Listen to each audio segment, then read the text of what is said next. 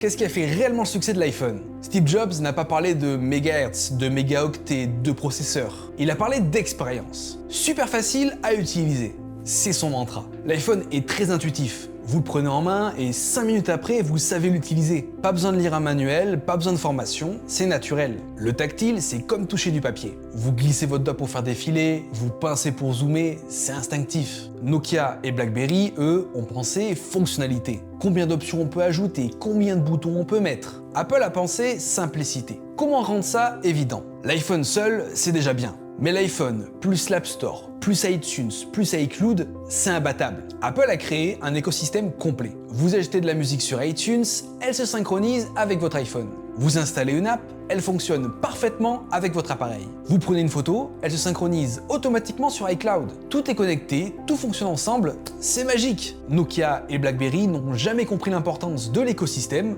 ils vendent des appareils. Apple vendait un mode de vie. L'iPhone est beau, point. C'est un objet de désir, vous avez envie de le montrer. De le sortir de votre poche, c'est un bijou technologique. Nokia et BlackBerry faisaient des téléphones fonctionnels, robustes, pratiques, mais pas beaux. Apple a compris que les gens ne veulent pas juste un outil, ils veulent un objet qu'ils aiment. La keynote de Steve Jobs en 2007 est devenue légendaire. Ce n'était pas une simple présentation de produit, c'était un spectacle, du théâtre, du show. Steve Jobs ne vendait pas un téléphone, il vendait un rêve, l'idée que votre vie allait changer, que vous teniez le futur dans votre main. Quant à Nokia et BlackBerry, ils faisaient des conférences de presse classiques, des communiqués techniques, des slides PowerPoint ennuyeux. Apple faisait des shows mondiaux.